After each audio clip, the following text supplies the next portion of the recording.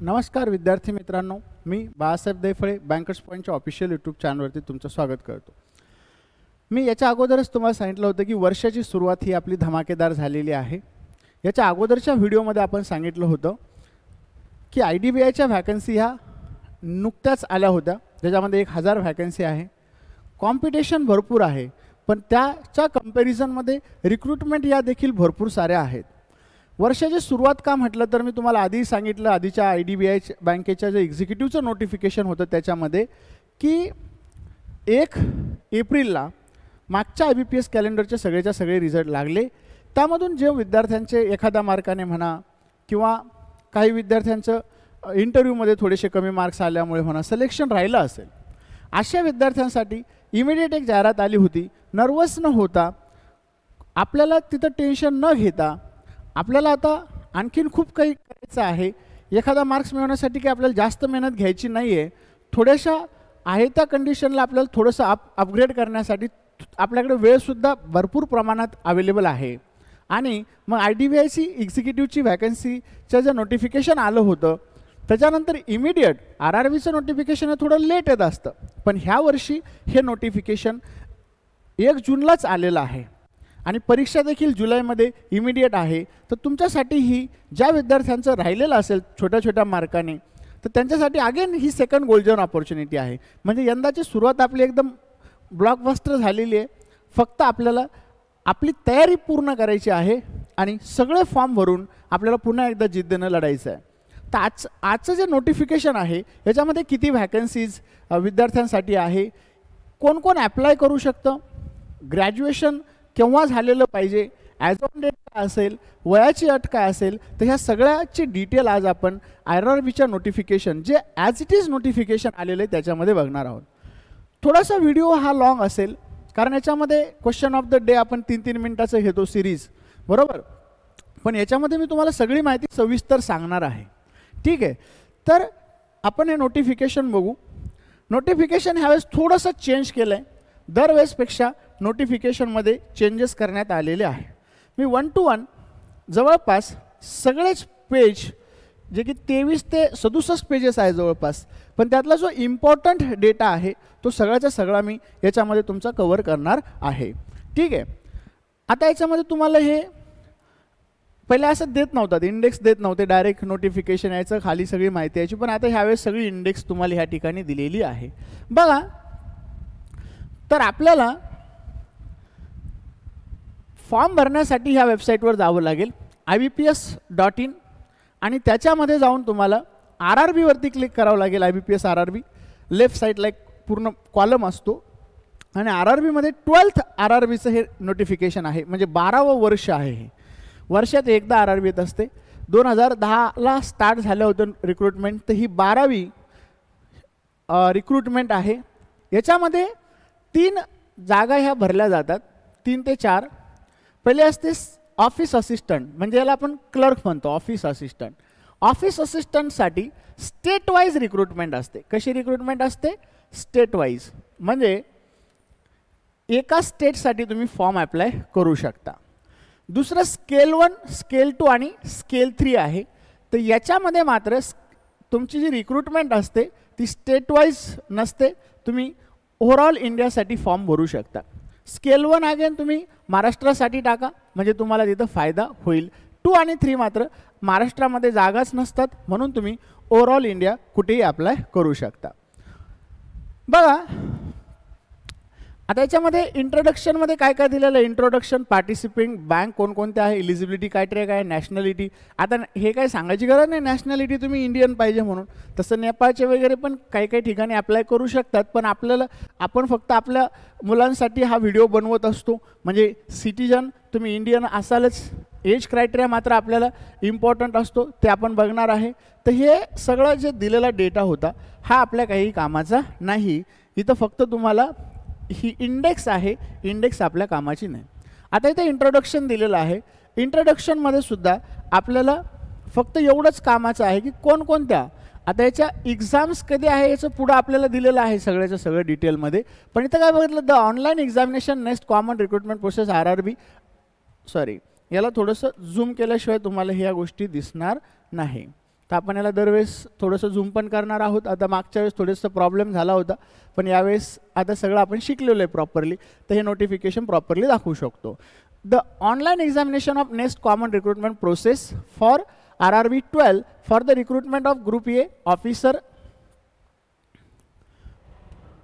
Officer त्यानंतर काय दिलेले group A officer scale 1 scale 2 आणि 3 आणि ग्रुप बी मध्ये ऑफिस असिस्टंट मल्टीपर्पज आपण क्लर्क म्हणत असतो, याच्यासाठी तुम्ही अप्लाय करू शकता. ठीक आहे. आणि इथं एक्झाम्स पण टेंटेटिव्हली दिलेले institute of the banking personnel selection tentatively in August and September 2023. याच्या एक्झाम ह्या ऑगस्ट आणि सप्टेंबरमध्ये होतील 2023ला.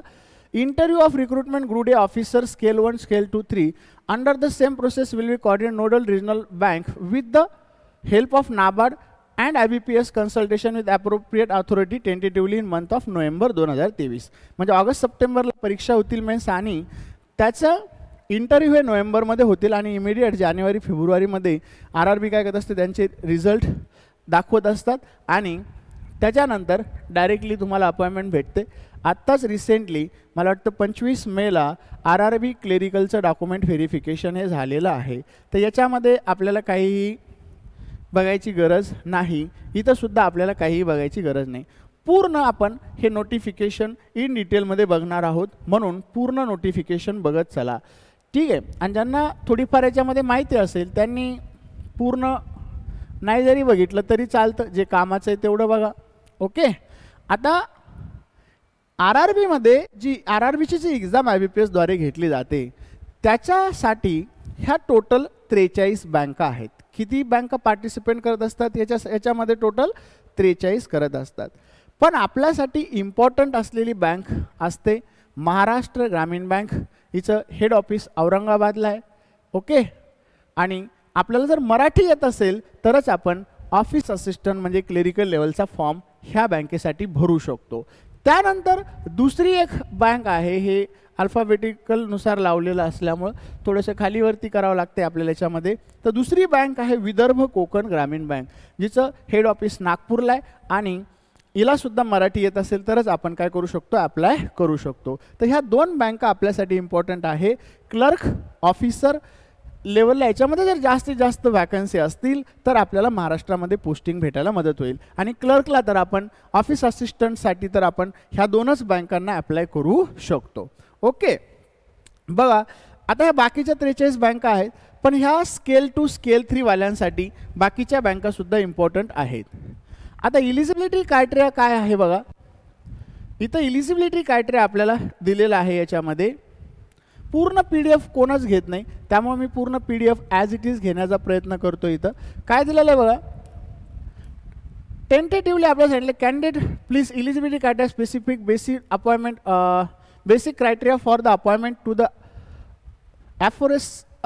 aforesaid post in regional rural bank. However, merely applying for qualifying CRP and getting provisionally allotted one of the RRBs does not imply that candidate will necessarily be eligible for employment in the any of the regional rural bank. म्हणजे एखाद्या ठिकाणी जर तुम्हाला posting भेटली तर दुसऱ्या बँकेत तुम्हाला अपॉइंटमेंट भेटणार नाही, त्याच बँकेत तुम्हाला जावं लागेल. आता हे RRBच्या वरती असते. RRBकडे याचे सगळे IBPSकडे याचे सगळे किंवा ह्या नोटिफिकेशनचं कसं असतं, तुम्ही जोपर्यंत तुम्हाला अपॉइंटमेंट भेटत नाही, एखाद्याचं काय होतं OBC मधून फॉर्म भरतो, कास्ट सर्टिफिकेटच नसतं, त्याने प्री पास झाला, मेन्स पास झाला, इंटरव्ह्यू पास झाला, इंटरव्ह्यूला जातानाच त्याकडे सर्टिफिकेट नाही तर त्याला बँक अपॉइंटमेंट देणार नाही. किंवा क्लेरिकलमध्ये डायरेक्ट OBC मधून फॉर्म भरला आणि त्याकडे सर्टिफिकेटच नाही आहे, तर अशा केसमध्ये त्याला कधीही रिजेक्ट बँक करू शकते. तुम्ही परीक्षा पास झाले म्हणजे तुम्हाला काही डायरेक्ट पोस्टिंग भेटेल असं आपण सांगू शकत नाही, जर डॉक्युमेंट नसेल तरच, बरं का. याचं काही घेणं देणं नाही आपल्याला. आता सिटीजन काय, तो इंडियन असायला पाहिजे म्हटलं. ओके. आता इंडियनचं सगळेच इंडियन असणार आहे, व्हिडिओ बघणारे तरी ॲटलिस्ट, त्याच्यामुळे तिथं तुम्हाला काही बघायची गरज नाही. त्यानंतर आता हा एजचा क्रायटेरिया आहे बघा. कोणता क्रायटेरिया दिलेला आहे आपल्याला इथं, एजचा क्रायटेरिया दिलेला आहे. तर हे इम्पॉर्टंट पेज सगळ्यांसाठी असणार आहे, बाकीचं आधीचं काही एवढं इम्पॉर्टंट नव्हतं. फॉर ऑफिसर स्केल 3 सिनियर मॅनेजरची हा ग्रेड असतो. याच्यामध्ये above 21 years and below 40 years असते. The candidate should not have been born earlier than 3/6/1983च्या आधी तो जन्मलेला नसावा and later than 31/5/2000 both date include, म्हणजे याच्यानंतर पण तो जन्मलेला नसावा. याच्या मधला असला तर चालतो, ह्या तारखेचा असला तरी चालेल, पण याच्या नंतरचा नसावा, 31/5/2002 नंतरचा नसावा आणि 3/6/1983च्या अगोदरचा पण तो नसावा स्केल 3 साठी. आता याच्यामध्ये पुन्हा प्लस काय होतं, ओबीसी वाल्यांसाठी 3 वर्ष वाढतात, SC ST वाल्यांसाठी 5 वर्ष वाढतात. म्हणजे अजून तुम्ही 5 वर्ष लेट, म्हणजे आता तुम्ही 2002 नंतर 5 नाही जाऊ शकत. ओके, 1983च्या अगोदर 5 वर्ष जाऊ शकतो आपण. ओके, म्हणजे ही डेट तर सेमच राहणार आहे सगळ्यांसाठी, फक्त ही डेट कमी होईल. 83च्या अगोदर पुन्हा 5 वर्ष मागं जाता येईल. ठीक आहे. सेम ऑफिसर स्केल 2ला मॅनेजरचा ग्रेड असतो 21 वर्ष ते 32 वर्ष वय पाहिजे. म्हणजे कॅन्डिडेट हा 1991 3/6/91च्या अगोदरचा नसावा आणि 31/5 म्हणजे सगळे क्रायटेरिया जे आहे ॲज ऑन 3/6 आहे, म्हणजे 3/6 जून. आता 3 तारखेला नोटिफिकेशन जर काढायचं असेल तर 3 घेतात ॲक्च्युली, पण ठीक आहे, इथं 3/6 घेतलेलं आहे तर 3/6 घ्या. 3/6/91 आणि 31/5/2002. परत OBC साठी 3 वर्ष आणि SC ST साठी 5 वर्ष. EWSला एज रिलॅक्सेशन नसतं म्हणून त्यांनी काही विचारू नये, त्यांना ओपनमध्येच कन्सिडर केलं जातं. फीस असेल, एज असेल, मार्क्स असतील, मार्क्स कोणते, कट ऑफ मार्क्स वेगळे लागतील EWS वाल्यांचे, पण डिग्रीचे मार्क्स असतील तर याला रिलॅक्सेशन नसतं. ऑफिसर स्केल 1 सगळ्यांसाठी इम्पॉर्टंट आहे, कारण हे बाकीचे फॉर्म एक्सपिरियन्सवाल्यांसाठी असतात स्केल 3 आणि स्केल 2, पण ऑफिसर स्केल 1 हा ग्रॅज्युएट प्लेन ग्रॅज्युएटवाल्यांसाठी असतात. म्हणजे यांचं वय हे 18 वर्ष असावं कमीत कमी आणि जास्तीत जास्त 30 वर्ष. म्हणजे candidate should not have been born earlier 3/6/1993 3/6/1993च्या अगोदरचा जन्मलेला नसावा किंवा 31/5/2005च्या नंतरचा सुद्धा नसावा. म्हणजे 6चा कॅलेंडर जन्मलेला चालणार नाही, तसं त्याची डिग्रीच होणार नाही तसं जर पाहिलं तर आपण. आणि ऑफिस असिस्टंट क्लेरिकलसाठी 18 ते 28 क्रायटेरिया आहे. 1827 होता, इथं 28 दिला आहे, म्हणजे 1 वर्ष वाढवलं याच्यामध्ये. तर ही सगळ्यांसाठी गोल्डन अपॉर्च्युनिटी आहे. आपल्याकडे बरेच स्टुडंट होते ज्यांच्यासाठी 27चा क्रायटेरिया होता, पण आता ते स्टुडंटसुद्धा फॉर्म भरू शकतात. Candidate should not been earlier than 2/6/1995 1995च्या अगोदरचा नसावा आणि 2005 नंतर पण नसावा. परत OBC साठी 3 वर्ष आणि SC ST साठी किती वर्षाचं एज रिलॅक्सेशन असणार आहे, 5 वर्षाचं असणार आहे. पुन्हा बघा आपल्याला सांगितलेलं इथं the maximum age limit specify above applicable general category and EWS category candidate only. आता हे जे एज आहे हे EWS आणि जनरल कॅटेगरीसाठी आहे असं आपल्याला इथं सांगितलेलं आहे. EWS आणि कोणासाठी आहे, जनरलसाठी. म्हणजे पुन्हा एज रिलॅक्सेशन असणार आहे आपल्याला, तर ते मी तुम्हाला आधीच सांगितलं. OBC साठी किती वर्ष असणार आहे, 3 वर्षाचं एज रिलॅक्सेशन असणार आहे आणि SC ST साठी 5 वर्षाचं असेल. त्यानंतर person with benchmark disability as define under the right of person with disabilities act 2016 याच्यासाठी मात्र एज रिलॅक्सेशन किती वर्षाचं असणार आहे, 10 वर्षाचं या ठिकाणी एज रिलॅक्सेशन या ठिकाणी दिलेलं आहे. ओके. एक्स सर्व्हिसमॅनसाठी for the post of office assistant the actual period of service rendered in the defence for +3 years म्हणजे 8 years for disabled ex serviceman belonging to SC ST subject to the maximum age limit of 50 म्हटलं आहे. म्हणजे जर SC STचा candidate असेल तर 50 वर्षाचं maximum वय आहे आणि 3 वर्षाचं त्यांना एक्स सर्व्हिसमॅन वाल्यांसाठी जेवढी सर्व्हिस झालेली आहे तेवढे +3 वर्ष एवढं एज रिलॅक्सेशन त्याच्यामध्ये असणार आहे. ठीक आहे. तर एक्स सर्व्हिसमॅन आपल्याकडे खूप कमी आहे, त्याच्यामुळं एक्स सर्व्हिसमॅनचं काही आपल्याला तिथं जास्त डोकं लावायची गरज नाही. त्यानंतर डायव्हर्स वुमेन्स असेल, विडो असेल तर अशा वुमेनसाठी सुद्धा एज रिलॅक्सेशन आहे. त्यांनी age concession up to the 35 years for the general EWS and 38 year OBC आणि SC ST साठी 40 वर्षापर्यंत त्यांनी अप्लाय करू शकतात. ठीक आहे. बघा पुढं जाऊ आपण. हा तर एजसाठी हा इम्पॉर्टंट इथं ज्यांचं वय काठावर असेल.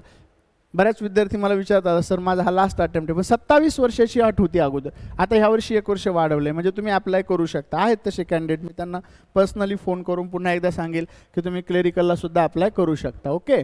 त्यानंतर आपल्याला इथं डिसेबिलिटीसाठी जे पर्सेंटेज वगैरे दिलेलं आहे हे काही बघायची गरज नाही. त्यानंतर हे सुद्धा आपल्याला व्हिज्युअल इम्पॅक्ट वगैरे यांचं सगळं डिटेलमध्ये बघायची गरज नाही. ठीक आहे, जो जो पार्ट इम्पॉर्टंट आहे तो पार्ट इथं आपण कंप्लीट करून घेणार आहोत. आता हे व्हिज्युअली इम्पॅक्ट कॅन्डिडेटसाठी आहे. एक सर्व्हिसमॅनची सगळं त्यांना माहिती असतं EWS मध्ये कोण बसते कोण नाही बसत. आता बघा इथं एज्युकेशनल क्वालिफिकेशन हे मात्र आपल्यासाठी इम्पॉर्टंट आहे, म्हणून आपण हा वाला पार्टसुद्धा बघणार आहोत. जे जे इम्पॉर्टंट आहे ते डेफिनेटली आपण सगळं कव्हर करू. Educational qualification for the post qualification experience as on the last date of online registration. म्हणजे एज्युकेशनल क्वालिफिकेशन असेल किंवा तुमचा एक्सपिरियन्स असेल हा 21/6/2023 पर्यंत तुमचा काउंट केला जाणार आहे. त्याच्यामुळं ह्या डेटवर व्यवस्थित लक्ष ठेवा. म्हणजे तुमचं जर एखाद्या ठिकाणी डिग्री झालेली नसेल पण डिग्री ही झाली 21/6/2023च्या आत, तुमच्याकडे जर रिझल्ट आला मार्क्स आले तर तुम्ही फॉर्म भरू शकता. किती तारखेच्या आत? 21 जून 2023च्या आतमध्ये जर तुमच्याकडे मार्क्स आले तर तुम्ही फॉर्म भरू शकता. डिग्री सर्टिफिकेटची गरज नाही सध्या, फक्त आपल्याकडे रिझल्ट लागलेला पाहिजे पास आणि आपल्याला किती टक्के मार्क्स आले एवढंच माहिती पाहिजे. एक्सपिरियन्स देखील तुमचा 21/6 पर्यंत काउंट होणार आहे. आता ऑफिस असिस्टंटला कुठलाही एक्सपिरियन्स लागत नाही, बॅचलर डिग्री लागते रिकॉग्नाइज युनिव्हर्सिटीमधून. त्यानंतर proficiency in local language prescribe by the participant in RRBs आणि वर्किंग नॉलेज जर असेल कम्प्युटरचा असेल तर MSCIT वगैरे असं कंपल्सरी नसतं, नंतर केलं तरी चालतं तुम्ही, पण असेल तर इथं प्रिफरन्स डिझायरेबल असते. पण याच्यात काही इंटरव्ह्यू नाहीच आहे, म्हणजे तुम्ही डायरेक्ट सिलेक्टच होणार आहे. त्यामुळे तुमचे मेन्सचे जे मार्क्स असेल, प्रीचे सुद्धा मार्क्स कन्सिडर होत नाही, मेन्सच्या मार्कवर तुमचं फायनल सिलेक्शन होणार आहे. म्हणजे तुम्ही प्लेन ग्रॅज्युएट पाहिजे आणि एक्सपिरियन्सची गरज आपल्याला ह्या ठिकाणी नाही आहे. एक्सपिरियन्स कुठलाच नसला तरी चालतो. त्यानंतर बघा स्केल 1 साठी काय तर बॅचलर डिग्री पाहिजे. त्यानंतर preference will the given candidate have degree in agriculture, horticulture, forestry, animal husbandry, veterinary science, agriculture engineering, त्यानंतर फिस्कल्चर आहे, त्यानंतर agriculture marketing, corporation, information technology management, economic, त्यानंतर accountancy, proficiency in local language prescribe by RBI. म्हणजे इथं पण local language यायला पाहिजे, म्हणजे स्टेट वाईज हे भरलं जाईल. आणि वर्किंग नॉलेज ऑन कम्प्युटर असेल तर डिझायरेबल. पण तुम्ही म्हणाल इथं सर त्यांनी प्रिफरन्स दिला आहे त्यांना प्रिफरन्स देणार वगैरे, असं काही होत नाही जास्त. म्हणजे तसं होईल पण एखाद्याला समजा एखादा विद्यार्थी जर आता आपला मागच्या वेळेस जो स्टुडंट लागला होता त्याचं मेकॅनिकल इंजिनिअरिंग होतं आणि 56% होते, पण तो लागला RRB POला. त्याच्या अगोदर एक विद्यार्थिनी लागली होती ती ॲग्रिकल्चर पासआउट होती बायोटेक. पण तसं ॲक्च्युली काय असतं माहिती आहे का, आणि त्याच्या अगोदरसुद्धा त्या ॲग्रिकल्चर बायोटेकवालीने एक्झाम दिली होती पण मेरिटमध्ये फेल झाले होते. तुमचे जर मेन्सचे मार्क्स चांगले असेल आणि तुम्ही इंटरव्ह्यू चांगला दिला तर त्यांनी असं म्हणत नाही की तुम्ही मेकॅनिकलचे आहात, तुम्ही इकडचे आहात, तुम्ही ॲग्रिकल्चरचे आहात. 2-3, 10-5 मार्काचा फरक हा तुमचा इंटरव्ह्यूमध्ये असू शकतो जास्तीत जास्त. पण तुमचा इंटरव्ह्यू चांगला गेला आणि ॲग्रिकल्चरवाला एखादा बोललाच नाही तर तुमचे मार्क्स त्याच्यापेक्षाही डेफिनेटली जास्त असणार आहे, कारण त्याला काही माहीतच नाही तर त्याला कोणी मार्क्स देणार नाही. म्हणून अशा केसमध्ये तुम्ही याचं टेन्शन घेऊ नका. तुमची जर प्लेन डिग्री असेल रिकॉग्नाइज युनिव्हर्सिटीची आणि तुम्ही मेरिटमध्ये असाल तर तुमचं सिलेक्शनसुद्धा याच्यामध्ये फिक्स आहे. तुम्हाला त्याचं टेन्शन एखादा तुमच्यापेक्षा कमी मार्कवाला लागला असं होणार नाही. त्याच्यामध्ये तुमचे मार्क्स चांगले आहे तर तुम्हाला प्रिफरन्स असणार आहे, तुमचे मार्क्स कमी आहे तर ज्याला जास्त मार्क्स असेल मेरिटनुसार इथं तुमचं सिलेक्शन होत असतं. म्हणून तुम्ही हेही फॉर्म चांगल्या प्रकारे भरू शकता आणि सिलेक्शन होण्याचे चान्सेस देखील याच्यामध्ये खूप आहेत. त्यानंतर जो पार्ट आहे तो एक्सपिरियन्सवाल्यांसाठी आहे. कोणासाठी आहे तो? एक्सपिरियन्सवाल्यांसाठी. एक मिनिट.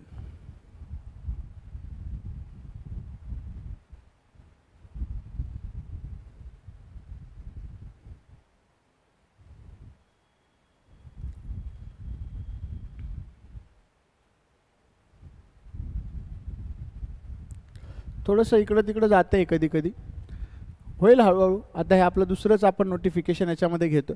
आता एक्सपिरियन्सवाल्यासाठी जो पार्ट आहे त्याच्यामध्ये तुम्हाला आहे officer scale two general banking officer, मॅनेजरचा ग्रेड असलेला आहे. याला एक्सपिरियन्स लागतो. आता एक्सपिरियन्स काय तर bachelor degree in any discipline minimum marks पाहिजे 50%. अगोदरच्या दोन्ही पोस्टमध्ये कुठलीही कंडिशन नाही, 45% 35% असेल तरी तुम्हाला नोकरी लागू शकते.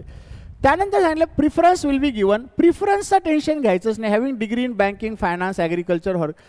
प्रिफरन्स तुम्हाला सांगितलं, हे प्रिफरन्स म्हणजे काय असतं, तर एखाद्याला चांगले मार्क्स असेल आणि त्यातला दोन स्टुडंट असेल, दोघाला सेम मार्क्स आहे, इंटरव्ह्यू पण दोघांचा सारखा गेला आहे, पण एकाकडं ॲग्रिकल्चरची डिग्री आहे, एकाकडे BA आहे, तर अशा केसमध्ये ॲग्रिकल्चरवाल्याला प्रिफरन्स दिला जाईल. पण जर BA वाल्याला खूप जास्त मार्क्स आहे ॲग्रिकल्चरवाल्यापेक्षा, तर ॲग्रिकल्चरवाल्याला तिथं प्रिफरन्स दिला जाणार नाही, हे लक्षात ठेवा.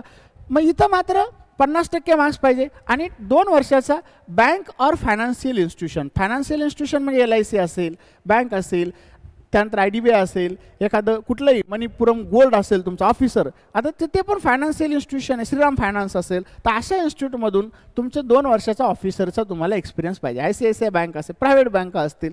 त्यानंतर ऑफिसर स्केल 2 साठी जनरल बँकिंग नंतर आता हे स्पेशलिस्ट ऑफिसर आहे, तर स्पेशलिस्ट ऑफिसरला 1 इयर इन रिलिव्हंट फील्डचा एक्सपिरियन्स पाहिजे, पण हे इन्फॉर्मेशन टेक्नॉलॉजीचं आहे. तर आता याच्यामध्ये आपण हे बघणार नाही, कारण आपल्याकडे याचे जास्त कॅन्डिडेट नसतात, म्हणून आपल्याला हे काही बघायची गरज नाही. जनरल बँकिंग मात्र भरपूर कॅन्डिडेट आहे, तर ते फॉर्म भरू शकतात. त्यानंतर आता आपण पुढं बघू, पुढं सगळे स्पेशलिस्ट ऑफिसरचेच आहे. आता ट्रेजरी मॅनेजर आहे, याच्यामध्ये मात्र तुम्ही स्पेशलिस्ट ऑफिसरमध्ये IT आपण पाहिलं, IT नंतरचा जो पार्ट आहे ॲक्च्युली तो पार्ट हे कोणाचा आहे, ट्रेजरी मॅनेजरचा आहे. त्याच्यानंतर ट्रेजरी मॅनेजरला 1 वर्षाचा एक्सपिरियन्स पाहिजे. ट्रेजरी मॅनेजरला पण किती वर्षाचा एक्सपिरियन्स पाहिजे, 1 वर्षाचा एक्सपिरियन्स पाहिजे इन रिलिव्हंट फील्ड. रिलिव्हंट म्हणजे ट्रेजरी डिपार्टमेंटला, आणि तो चार्टर्ड अकाउंटंट किंवा MBA इन फायनान्स त्याचं झालेलं पाहिजे, रिकग्नाइज युनिव्हर्सिटीकडून. त्यानंतर मार्केटिंग ऑफिसर आहे, याचं पण MBA इन मार्केटिंग पाहिजे, 1 इयरचा त्याला एक्सपिरियन्स पाहिजे. आणि ॲग्रिकल्चर ऑफिसर आहे, याचं 2 इयर्सचा याला एक्सपिरियन्स पाहिजे, पण याची डिग्री आता बघा तिथं सांगितलं प्रिफरन्स देणार आहेत ह्या सगळ्याला, पण इथं मात्र स्पेशली ॲग्रिकल्चर ऑफिसरच्या जागा आहे, इथं दुसरा कोणीही विद्यार्थी अप्लाय करू शकत नाही. याची डिग्रीच ॲग्रिकल्चरमध्ये पाहिजे तरच हा फॉर्म भरू शकतो. आपल्याकडे बरेच विद्यार्थी आहेत ज्यांनी ॲग्रिकल्चरमध्ये त्यांची डिग्री झाली पण प्रायव्हेट बँकेत काम करतात, आणि त्यांना मला वाटतं 2-2 वर्ष पण झालेले आहेत. तर अशा विद्यार्थ्यांनी ही संधी सोडू नका. तुम्हाला डायरेक्ट इथं कॉम्पिटिशन कमी असतं, ऑलरेडी एक्सपिरियन्स आहे आणि ॲग्रिकल्चरमध्ये डिग्री, खूप कॉम्पिटिशन कमी असतं, ते पण फायनान्शियल इन्स्टिट्यूशनमध्ये, तर ते विद्यार्थी इथे अप्लाय करू शकतात. त्यानंतर ऑफिसर स्केल 3 आहे, सिनियर मॅनेजर, त्याच्यात पण बॅचलर, पण ॲग्रिकल्चरला 50% पाहिजे बरं. इथं पण बॅचलर डिग्री पाहिजे विथ 50% मार्क्स पाहिजे डिग्रीला. त्यानंतर प्रिफरन्स त्यांनी देणार आहे त्याच्यामध्ये, आणि 5 वर्षाचा एक्सपिरियन्स पाहिजे as an officer in bank or financial institution. ठीक आहे. त्यानंतर आपण पुढे बघू, एकदम डिटेलमध्ये आपण हे सगळं नोटिफिकेशन बघतोय.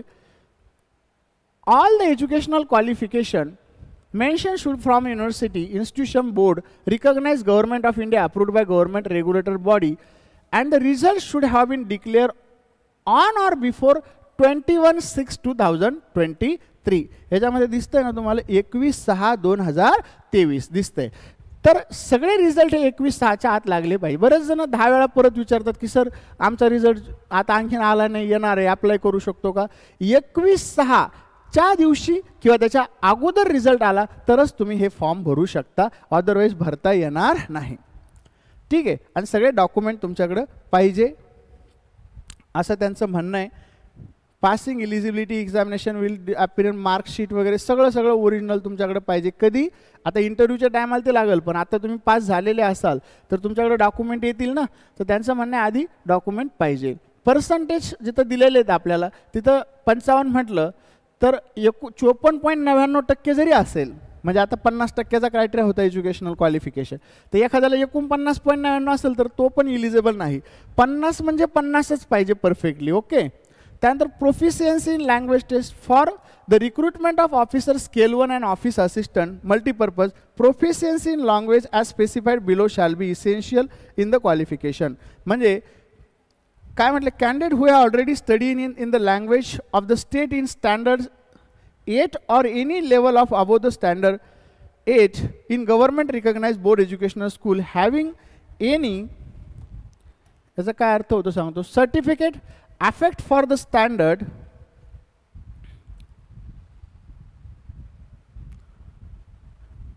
स्टँडर्ड 8 और any level above standard 8 would be consider proficient in the local language. याचा अर्थ काय होतो की जर तुमच्याकडं तुम्हाला स्केल 1 किंवा स्केल 1 आणि स्केल 1 आणि मल्टीपर्पज असिस्टंट जे आहे, ऑफिस असिस्टंट जे आहे, तर ह्या दोन्हीसाठी तुम्ही स्टेट लेवलला अप्लाय करू शकता. महाराष्ट्र ग्रामीण बँक आणि विदर्भ कोकण ग्रामीण बँक. सुरुवातीला मी ऑफिसर स्केल 1चं पण तुम्ही ऑल ओव्हर इंडियाला अप्लाय करू शकता असं सांगितलं होतं बहुतेक, पण ते करता येणार नाही. मग आता स्केल 1 आणि ऑफिस असिस्टंटला तुम्हाला मराठी येणं गरजेचं आहे. आणि हे जर तुमच्या 8वी ते 12वीच्या कोणत्याही एखाद्या मार्कशीटवर लिहिलेलं असेल तर तुम्हाला लँग्वेज प्रोफिशियन्सी टेस्ट द्यायची गरज पडणार नाही, तरच तुम्ही ते अप्लाय करू शकता. Where the candidate does not meet aforesaid requirement in local language at the time selection, he will have given a time of 6 months from the date of joining to acquire the proficiency. The period can extended by the board of RRB within the framework of the rules and provided that such extension should not be beyond the probation period. म्हणजे जर येत नसेल तर तुम्हाला 6 महिन्याचा time तिथं दिला जाईल असं त्यांचं म्हणणं आहे. आता इथं पुन्हा काय दिलेलं आहे, तर तुमचं सिव्हिल स्कोअर हा 650 प्लस असावा. तुम्ही म्हणाल सिव्हिल कुठून काढावं, काय सध्या काही काढायची गरज नाही. तुम्ही आधी परीक्षेकडे फोकस करा आणि नंतरच मग आपण ज्या एक्झाम्स होतील, सिलेक्शन झाल्यानंतर गाईडलाईन्स येतील तेव्हा आपण त्याचं बघू. कारण बऱ्याच मुलांचं काय असतं, सिव्हिल स्कोअर जनरेटच झालेलं नसतो, त्यांनी कोणतंच लोन घेतलेलं नसतं. तर अशा केसमध्ये पण तुम्ही इलिजिबल असता, त्याचं टेन्शन घ्यायची गरज नाही. तर तुम्हाला हे काही करायची गरज नाही. त्यानंतर जर तुम्ही एखादं लोन घेतलेलं असेल आणि जर तुमचं डिफॉल्ट झालेलं असेल तर तुम्हाला त्या ऑर्गनायझेशनकडून फक्त NOC घ्यायचं आहे आणि द्यायचं आहे. NOC दिलं तरी चालेल असं त्यांचं म्हणणं आहे. त्यानंतर फीस बघू आपण, फीस किती आहे, ॲप्लिकेशन चार्जेस. तर बघा हे पण बरेच जण विचारत असतात. तर application of fees intimation charges, आता फॉर्म कधीपासून स्टार्ट होणार आहे आणि कधीपर्यंत, ही सगळ्यात महत्त्वाची गोष्ट. तर 1 जूनपासून 21 जूनपर्यंत फॉर्म असणार आहे. 21 जूनची वाट बघू नका, लवकर फॉर्म भरून टाका, लवकरात लवकर. जेवढं लवकर होईल तेवढं तुमच्यासाठी चांगलं आहे. त्यानंतर डोक्याचं टेन्शन पण जातं, फक्त एवढंच फीस उद्या भरायची तर आज भरावं लागते, पण भरावंच लागणार आहे कधी कधी, म्हणून फॉर्म लवकरात लवकर भरून टाका. ऑफिसर स्केल 1, 2 आणि 3 साठी जी फीस आहे ती आहे SC STच्या कॅन्डिडेटसाठी 175 रुपये आणि ऑदर कॅन्डिडेटसाठी, ऑल ऑदर कॅन्डिडेटसाठी SC ST आणि PWD कॅन्डिडेटसाठी 175 आहे, ऑल ऑदरसाठी 850 आहे. ऑफिस असिस्टंटचं सेम आहे 75 SC STसाठी आणि ऑल ऑदर कॅन्डिडेटसाठी 850 आहे. ठीक आहे. त्यानंतर सिलेबस काय आहे, तर हा पण एक इम्पॉर्टंट याच्यामध्ये पार्ट आहे. मग बाकी याच्यामध्ये दुसरं काही इम्पॉर्टंट नसतं. तर आपल्याला हे पण बघायचं आहे. बघा एक्झामचा सिलेबस याच्यामध्ये काय आहे, तर एक्झामचा सिलेबस आहे बघा, ऑफिस असिस्टंट मल्टीपर्पज जी एक्झाम होणार आहे आपली, याच्यामध्ये रिजनिंग आणि न्यूमेरिकल ॲबिलिटी म्हणजे गणित असते. 40 क्वेश्चन असतात, 40 मार्क्स आहे. क्वांटचे 40 क्वेश्चन 40 मार्क्स आणि कंपोजिट टाईम 45 मिनिटाचा आहे. एवढी सोपी परीक्षा असते की आउट ऑफ मुलं याच्यामध्ये सॉल्व करून येतात. मागच्या वेळेस 80 पैकी 73.75चा कट ऑफ इथं लागला होता. बऱ्याच विद्यार्थ्यांनी आउट ऑफ पेपर हा सॉल्व केलेला होता. तर तुम्ही ही प्री एक्झाम असते. त्याच्यानंतर ऑफिसर स्केल 1 साठी सुद्धा सेम एक्झाम असणार आहे, प्री. रिजनिंग आणि क्वांटिटी ॲप्टिट्यूड असेल. इथं फक्त कॅल्क्युलेशनचा पार्ट असतो, इथं थोडा थेरॉटिकल पार्ट पण ॲड केला जातो, म्हणून इथं क्वांटिटी ॲप्टिट्यूड म्हटलं. इथं numerical ability, simplification, number series, basic part असतो. इथं क्वाड्रेटिक इक्वेशन. इथं मात्र थोडंसं DI असेल, ॲडव्हान्स DI म्हणता येणार नाही, DI असेल. त्यानंतर काही मिक्स क्वेश्चन, टाईम अँड वर्कवर एखादा, प्रॉफिट अँड लॉसवर एखादा, असे क्वेश्चन ॲड करून हे 40 क्वेश्चन 40 मार्क्स, टोटल 45 मिनिटाचा पेपर राहणार आहे. म्हणजे इथं तुम्हाला 2च सब्जेक्ट फक्त प्री एक्झामसाठी असतात आणि 40 क्वेश्चन 40 मार्क्सला असतात. 45 मिनिटाचा कंपोजिट टाईम आपल्याला दिला जातो. म्हणजे तुम्ही कोणतंही सॉल्व करू शकता. 45 मिनिटात तुम्ही दोन्ही एकच सॉल्व केलं तरी चालतं, पण मग कट ऑफ निघणार नाही. इंडिव्हिज्युअल कट ऑफ असतो. Candidate for the both post have qualify in the both test by securing minimum cut off marks. Adequate number of candidate each category depending upon the requirement will be shortlisted for online main examination. म्हणजे cut off पण तुम्हाला इथं काढायचा आहे. त्याच्यानंतर बघा men's examination office असिस्टंटला कशी असते आणि ऑफिसर स्केल 1ला कशी असते. तर इथं बघा ऑफिस असिस्टंटसाठी मेन्स एक्झामिनेशन रिजनिंग आहे, नंबर ऑफ क्वेश्चन आहे 40, मीडियम तुम्ही इंग्लिश, हिंदी, मराठी कोणतंही वापरू शकता, पण इंग्लिशच आपण वापरायचं शक्यतो, मराठी घ्यायची नाही, कारण क्वेश्चन आपले तशी तयारी झालेली नसते. नंबर ऑफ क्वेश्चन रिजनिंगचे 40 आहे, मार्क्स आहे 50. कंपोजिट टाईम आहे इथं, पण 2 तास सेक्शनल टाईम नाही आहे, 2 तासात तुम्ही कसंही सॉल्व्ह करू शकता. कम्प्युटर नॉलेज असतं इथं, 40 क्वेश्चन असतात 20 मार्काला. RRB आणि RBI सेपरेट कम्प्युटर अवेअरनेसचा सब्जेक्ट घेता, बाकी सगळ्या बँका ह्या रिजनिंगमध्ये कम्प्युटर अवेअरनेस विचारत असतात IBPSच्या एक्झामद्वारे. फक्त ह्या 2च एक्झाम अशा असतात, RRB आणि RBI. RBIचंही नोटिफिकेशन येणारच आहे, तर कम्प्युटर अवेअरनेसचा फायदा तुम्हाला दोन्हीकडे होईल, तुम्ही तयारी करा. त्यानंतर general awareness 40 question 40 marks. English language 40 question 40 marks. आणि इंग्लिशमध्येच होणार आहे, ती काही मराठी हिंदीत होत नाही. इंग्लिशच्या जागेवर तुम्ही हिंदी घेऊ शकता, पण आपल्या महाराष्ट्रातील विद्यार्थ्यांनी हिंदी लँग्वेज घेऊ नका जर तुमची चांगली तयारी नसेल तर, कारण इंग्लिशचा पेपर खूप सोपा येतो आणि हिंदीपेक्षा इंग्लिश, माझ्या अनुभवानुसार बरेच मुलांना हिंदीपेक्षा इंग्लिश खूप सोपं जातं आणि हिंदीपेक्षा डबल ट्रिपल मार्क्स त्यांना इंग्लिशमध्ये पडतात. म्हणजे सहकारी विद्यार्थ्यांना, जर एखाद्याने हिंदी घेतला आणि एखाद्याने इंग्लिश. हिंदी वाटते सोपी, आन्सर देतो आपण भरपूर सारे, पण नंतर कळतं की मार्क्स खूप कमी आले, म्हणजे निगेटिव्ह गेले. म्हणून हिंदी लँग्वेज प्रिफर न करता इंग्लिश घ्या. 40 क्वेश्चन 40 मार्क्स असणारे, हे ऑप्शनल असते, दोन्हीपैकी एक घेता येतं आपल्याला. आणि न्यूमेरिकल ॲबिलिटी आहे, म्हणजे क्वांट आहे 40 क्वेश्चन 50. असं टोटल 200 क्वेश्चन 200 मार्क्स असतात. इथं क्वेश्चन जास्त आहे, मार्क्स कमी आहे, म्हणजे अर्ध्या मार्क्सला क्वेश्चन असतो. आणि इथं क्वेश्चन कमी आहे ह्या 2 ठिकाणी, रिजनिंग आणि क्वांटला 1.25 मार्काला एक क्वेश्चन असतो. तर टोटल 200 क्वेश्चन 200 मार्क. आणि सेम स्ट्रक्चर असतं ऑफिसर स्केल 1ला. रिजनिंग आहे 40 question 50 mark, computer awareness 40 question 20 marks, general awareness 40 question 40 marks. आणि इंग्लिश किंवा हिंदी लँग्वेज घ्या, दोन्हीपैकी एक 40 क्वेश्चन 40 मार्क्स. आणि शेवटला असणारे न्यूमेरिकल ॲबिलिटी, आता ती ह्या पेजवर नाही, पुढच्या पेजवर असेल. न्यूमेरिकल ॲबिलिटी म्हणजेच क्वांटिटेटिव्ह ॲप्टिट्यूड. तर क्वांटिटेटिव्ह ॲप्टिट्यूड ह्या ठिकाणी आपल्याला दिलेलं आहे 40 क्वेश्चन 50, म्हणजे आधी दाखवलं आहे म्हणून याला झूम करत नाही. आता इथे दिलं candidate can obtain either 4A और 4B, म्हणजे एकतर हिंदी घेईल किंवा इंग्लिश घेईल, दोन्ही घ्यायची गरज नाही. असं टोटल 200 क्वेश्चन 200 मार्काची ही परीक्षा असते. ठीक आहे. त्यानंतर एक्झामिनेशन कोणकोणत्या याच्यामध्ये होणार आहे, तर महाराष्ट्रासाठी ऑफिसर आणि स्केल 1ची एक्झाम मराठीतून पण होईल, कोकणी भाषेतून पण होईल, हिंदीतून पण होईल आणि इंग्लिशमधून पण होईल. पण आपल्याला फक्त एक्झाम ही इंग्लिशमध्ये द्यायची आहे, कारण आपली प्रॅक्टिस तशी झालेली असते. तर याच्यामध्ये आपल्याला काही जास्त डोकं लावायची गरज नाही. स्केल 2 आणि स्केल 3 वाल्यांसाठी त्यांनी फटाफट फक्त पाहिजे असेल तर याचा तुम्ही थांबून फोटो घेऊ शकता. ही स्केल 2 वाल्यांची सिंगल एक्झाम असते, तर सिंगल एक्झामचं स्ट्रक्चर आहे. आणि इथं स्केल 3 वाल्यांचं पण मी तुम्हाला दाखवतो.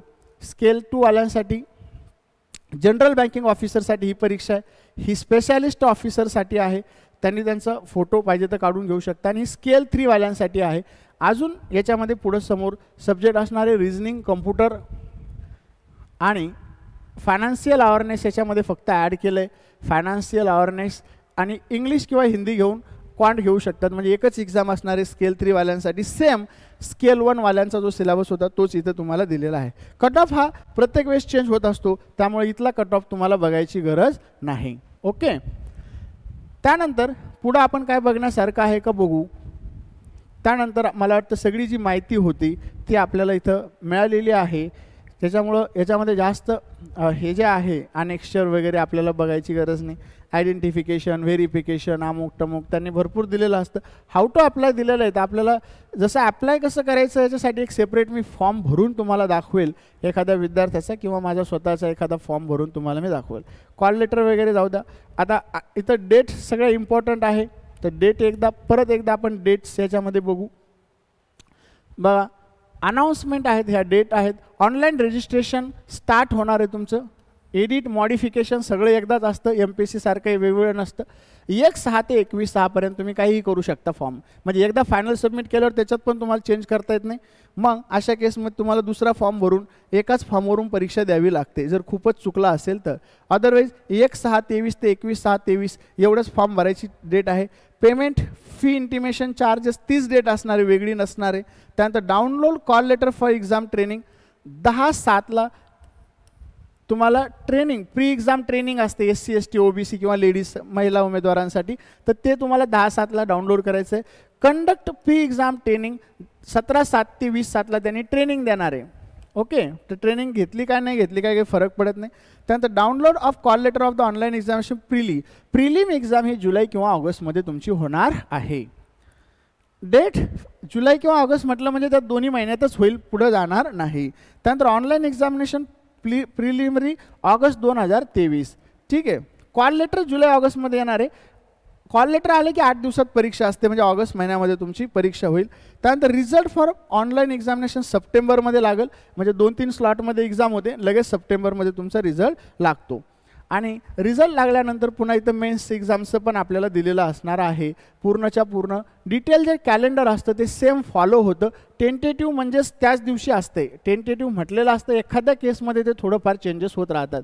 आता इथं काय दिलेलं आहे आपल्याला, download call letter for the online examination main एकाच दिवशी होते सगळ्यांची, सप्टेंबर 2023मध्ये होईल. आणि ऑनलाईन एक्झामिनेशन मेन ही सप्टेंबर 2023मध्येच होईल. म्हणजे कॉल लेटर तुम्हाला सप्टेंबरमध्ये येणार आहे आणि त्याच महिन्यात तुमची एक्झाम आहे. तुम्हाला सांगितलं 8 दिवसात कॉल लेटर आल्यानंतर 8 दिवसामध्ये तुमची परीक्षा होणार आहे. आणि रिझल्ट तुमचा मेन्सचा स्केल 1, 2 आणि 3चा ऑक्टोबर 23ला येईल. आणि नोव्हेंबरमध्ये तुमचे स्केल 1, 2 आणि 3चे कॉल लेटर डाउनलोड होतील इंटरव्ह्यूचे. आणि नोव्हेंबरमध्ये इंटरव्ह्यू होतील. आणि प्रोविजनल अलॉटमेंट खुश खबर मिलेगी आपको जनवरी में 2024. तब तक आपको ये पूरा कैलेंडर फॉलो करना है. ओके, और अगर तुमको रिजल्ट ही चाहिए तो पढ़ाई भी करनी पड़ेगी, फॉर्म भी भरना पड़ेगा और सब कुछ करना पड़ेगा. बराबर, टाइम पास मत करो, अभी बहुत टाइम है आपके पास, जुलाई अगस्त है, तो तब तक आप पढ़ाई कर सकते हैं. और इम्पोर्टेंट बच गया है, मैं तो भूल ही गया था, यहाँ पे वैकेंसीज कितनी है, कौन कौन सी जगह पे, वो भी हमें देखना है. तो वो एक बार हम देख लेते हैं और फिर ख़त्म कर देंगे. ठीक है, वो तो इम्पॉर्टंट रह गया है पीछे. आता मला सांगा, याच्यामध्ये ऑफिस असिस्टंटच्या ह्या वॅकन्सीज आहे. कोणत्या आहे बघा वरती, ऑफिस असिस्टंट. तर ऑफिस असिस्टंटला 500 वॅकन्सी आहे. वा वा वा, पण आपल्यासाठी नाही आहे त्या. आंध्र प्रदेश, आपल्याला जर तेलुगू येत असेल तर तिथल्या ज्या लँग्वेज आहे त्या येत असेल तरच आपण तो फॉर्म भरू शकतो. आंध्रामध्ये भरपूर साऱ्या वॅकन्सीज मी बघितलं, आसाममध्ये पण खूप वॅकन्सीज आहेत, छोटं राज्य पण खूप वॅकन्सीज आहे 296. पण आपण तिकडे अप्लाय करू शकत नाही. जर आपल्याला ती लँग्वेज येत असेल तर मात्र आपण अप्लाय करू शकतो. तर आपल्यासाठी ऑफिस असिस्टंटच्या ह्या 2च वॅकन्सी कामाच्या आहे. महाराष्ट्र, जिथं महाराष्ट्र दिसतं ते आपल्या कामाचं आहे. मग इथं आहे महाराष्ट्रामध्ये कोणकोणत्या बँक आहेत, तर महाराष्ट्र ग्रामीण बँक, विदर्भ कोकण ग्रामीण बँक. याच्यामध्ये टोटल वॅकन्सी 150 आहेत विदर्भ कोकण ग्रामीणमध्ये आणि 99 आहेत महाराष्ट्र ग्रामीण बँकमध्ये. पण मी शुअरली तुम्हाला सांगेल ह्या वॅकन्सीमध्ये वाढ होत असते at the time of recruitment. म्हणजे जानेवारीमध्ये अलॉटमेंट होईल तेव्हा परत एकदा बँक IBPS बँकांना विचारत असते की अजून तुमच्याकडे जर वॅकन्सी असेल तर भरून टाका. मग अशा केसमध्ये ही थोडीफार याच्यामध्ये वाढ होत असते. आता हे कॅटेगरी वाईज जर पाहिलं आपण तर सुरुवातीला SC ST OBC EWS आणि जनरल आहे. SC 15, ST 7, EWS 27, OBC 27, EWS 10 आणि ह्या 40 आहे. 10% आरक्षण EWSला 100च्या. त्यानंतर हे पण सेम असेल 15, 13, 40, 15 आणि 67. ST वाले कॅन्डिडेट तर बँकांना भेटत नाही, तर त्यांनी पण अप्लाय करत चला, तुम्हीही पास होणार. ओके, तर ह्या आहे ऑफिस असिस्टंटच्या वॅकन्सीज. त्यानंतर आपल्याला स्केल 1च्या इम्पॉर्टंट वॅकन्सीज असतात. तर स्केल 1साठी बघा, स्केल 1ला पण आपण स्टेटमधूनच अप्लाय करणार आहोत. तर त्याच्या वॅकन्सीजमध्ये महाराष्ट्र बघा कुठे दिसतंय का, तर आलं इथं महाराष्ट्रच आलं आहे. तर महाराष्ट्रामध्ये वॅकन्सी किती आहे, अगेन महाराष्ट्र ग्रामीण बँकच्या 149. बघा ऑफिसरच्या वॅकन्सी ह्या क्लर्कपेक्षा जास्त आहे. 149 वॅकन्सीज ह्या ऑफिसरच्या आहे आणि 100 वॅकन्सीज आहे. म्हणजे तिकडं 249 होत्या आणि इथं पण 249 आहे. फक्त इथं याच्या वॅकन्सी वाढल्या, महाराष्ट्र ग्रामीण बँकेच्या ऑफिसरच्या 99 होत्या, 149 झाल्या, 50ने वाढल्या. आणि याच्या तिथं जास्त होत्या, ह्या कमी आल्या. म्हणजे तुम्हाला इथं फायदा POच्या साठी सुद्धा होणार आहे, कारण POच्या पण जवळपास तेवढ्याच वॅकन्सी आहेत. तर तुम्ही हे फॉर्म भरू शकता. भरपूर मुलं आपले दरवर्षी याच्यामध्ये लागतात. खूप सोपा पेपर असतो. इंटरव्ह्यूपर्यंत पण दरवर्षी 2-4 मुलं ऑफिसरला जात असतात. सिलेक्शनसुद्धा होत राहतं, दरवर्षी कोण ना कोण जॉईन होतं. तर तुम्ही देखील याला अप्लाय करू शकता. आता इथून पुढच्या ज्या वॅकन्सी असणार आहेत त्या एक्सपिरियन्सवाल्यासाठी असणार आहे, पण त्या महाराष्ट्रात नसतातच शक्यतो. बघा 0-0 असतं दरवेळेस. कारण महाराष्ट्रातल्या ज्या बँका आहे त्या काय करतात, प्रमोशन करून त्यांचं रिक्रुटमेंट फिल करत असतात स्केल 2, 3, 4. ह्या बाकीच्या बँका थोडंफार कमी जास्त प्रमाणात करत असेल म्हणून त्यांच्याकडे रिक्वायरमेंट असते. आता हे दक्षिण बिहार ग्रामीण बँक आहे, याच्यामध्ये सगळ्यात जास्त वॅकन्सी आहे त्याच्या. ठीक आहे, तर हे आपण काही बघणार नाही जास्त. जो इलिजिबल आहे त्यांनी ह्या वॅकन्सी एकदा बघून घ्या. नोटिफिकेशन मी ग्रुपवर टाकलेलं आहे आपल्या टेलिग्राम चॅनल, व्हॉट्सअप ग्रुपवरती. तर हे तुम्ही बघू शकता. बघा इथं महाराष्ट्र ग्रामीण बँक 0च असेल याच्यामध्ये आणि विदर्भ कोकण ग्रामीण बँक पण 0च असेल स्केल 3ला सुद्धा. ठीक आहे, त्यानंतर एक्झामिनेशन सेंटर लातूरसुद्धा आहे, आपल्याकडे टेन्शन घ्यायचं काम नाही. मेन्सला मे बी लातूर येईल किंवा पुणे येईल, काही लई लांब जायचं नाही आपल्याला पाकिस्तानला वगैरे. तर हे बाकीचे जे अनेक्स्चर आहेत हे आपल्याला सध्या याची काही गरज नाही. तुम्ही पास झाले, फायनल तुमचं सिलेक्शन झालं तरच याची रिक्वायरमेंट तुम्हाला लागणार आहे. तुमचा भरपूर वेळ घेतला आपण याच्यामध्ये, पण तुम्हाला सगळी एकंदरीत डिटेल माहिती आपल्याला ह्या ठिकाणी द्यायची होती म्हणून आपण काय केलं तर ह्या पद्धतीने याला तुमचं सगळं डिटेल नोटिफिकेशन एक्सप्लेन केलं. अजून तुम्हाला डाऊट्स क्वेरी असतील तर तुम्ही मला आपला जो खाली स्क्रोल होतोय नंबर, त्या नंबरवरती तुम्ही मला मेसेज करू शकता. तो माझा व्हॉट्सअपचा पर्सनल नंबरसुद्धा आहे आणि कॉलिंगसुद्धा तुम्ही त्याच्यावर करू शकता. असेच नवनवीन व्हिडिओ तुम्हाला बघायचे असेल तर तुम्ही आपल्या यूट्यूब चॅनलला सबस्क्राईब करायला विसरू नका. त्यामध्ये आपण काही क्वेश्चन ऑफ द डेच्या सिरीजसुद्धा सुरू केलेल्या आहे. असेच आपण कन्सेप्ट बेस्ड सिरीजसुद्धा चालू करणार आहोत. याच्याद्वारे तुम्ही फ्री ऑफ कॉस्ट शिकू शकता. ठीक आहे, धन्यवाद.